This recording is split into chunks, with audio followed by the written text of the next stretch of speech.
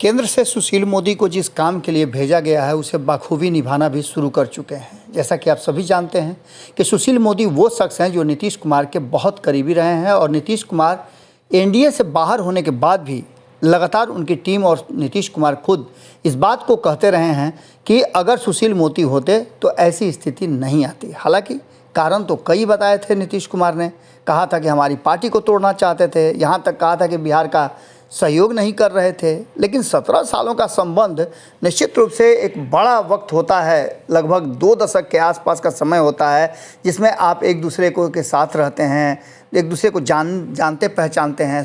बार बार सुशील मोदी को लेकर के जो मन में पीड़ा थी नीतीश कुमार के वो बाहर आ रही थी। उनका कहना था कि सुशील मोदी सब चीज़ों को समझ लेते थे और पार्टी को भी समझा देते थे।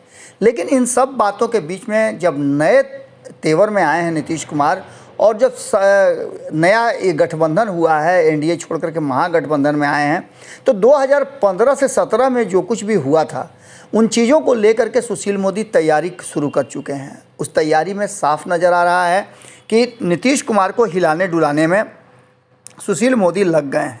सुशील मोदी के इस नए तेवर और नए कलेवर में एक बार फिर से परिवर्तन हो गया है। आपने देखा होगा कि बीच में सुशील मोदी बिल्कुल हाशिए पर चले गए थे और बिहार से उनको कहीं ना कहीं काट करके रख दिया गया था। बिहार के राजनीति से वो दूर हो गए थे।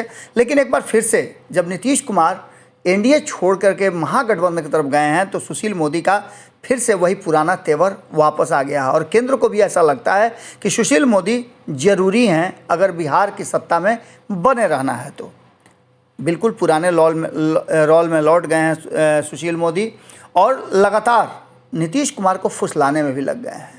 उन्होंने ताज़ा बयान दिया है। आपको पता है कि आज ही इन्वेस्टर्स आए हुए थे बिहार और इन्वेस्टर में बड़ी बड़ी कंपनियां अडानी से लेकर के और कई कंपनियां आई हुई थी और उन्हें व्यवसायियों के साथ मुलाकात हो रही थी, एक बड़ी मीटिंग हो रही थी और बिहार में व्यवसाय लगाने की बात चल रही थी, बिहार में रोज़गार पैदा करने की बातचीत चल रही थी। इसी बीच में सुशील मोदी ने इस पूरे मामले और माहौल को बताया कि प्रायोजित था, बिहार के लोगों को छलने के लिए ये सब कुछ हो रहा है, क्योंकि लालू प्रसाद के साथ रहते हुए बिहार में कभी भी कोई इन्वेस्टर अपनी पूंजी नहीं लगा सकता है। ये बात बिल्कुल सत्य है और फिर से कोई भी अपना धंधा चौपट नहीं करना चाहेगा।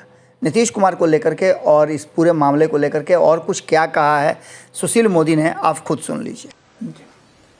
आज बिहार इन्वेस्टर्स मीट में देश के 100 बड़े उद्योगपतियों में एक भी बड़ा नाम शामिल नहीं हुआ और नीतीश जी हाथ उठवा रहे हैं कि आपको भरोसा है कि नहीं भरोसा।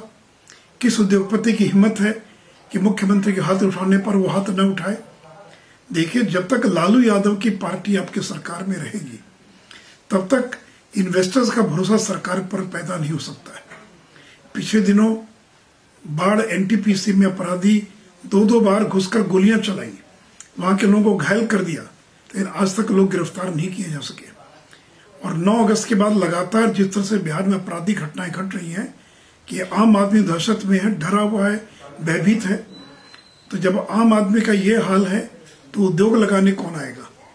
और 2006 और 2011 की जो औद्योगिक नीति है उसके तहत करीब 300 उद्योगपतियों का 600 करोड़ बकाया है, जिसको पाने के लिए उनको सुप्रीम कोर्ट तक जाना पड़ा। सरकार सुप्रीम कोर्ट में मुकदमा हार गई, फिर भी आज तक उनका भुगतान नहीं हुआ है। आपकी सरकार ने 400 से ज्यादा जो स्थानीय लोगों ने बियाडा में उद्योग लगाया था उनको रद्द करने का आदेश दे दिया है। और इतना ही नहीं, तो बजट में आपने केवल 250 करोड़ का प्रावधान किया सब्सिडी के लिए। तो नीतियां कैसी भी बना दीजिए, अगर केवल 250 करोड़ सब्सिडी का प्रावधान होगा तो लोगों को वर्षों लग जाएंगे सब्सिडी लेने में। ये तो शाहनवाज हुसैन थे जो उद्योग मंत्री के नाते जो देश भर में घूम घूम कर उद्योगों को लाने का प्रयास कर रहे थे। अब आपके पास कोई शाहनवाज हुसैन नहीं है और जब तक बीजेपी किसी सरकार में अगर शामिल नहीं है तब तक देश के इन्वेस्टर्स का भरोसा उस सरकार में पैदा नहीं हो सकता है।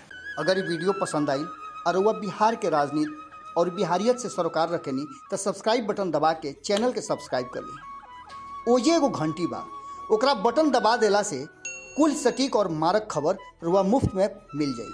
अगर रुआ पत्रकारिता के हमनी के नया प्रयोग में सहयोग कर चाहतानी तो ज्वाइन बटन दबा दी।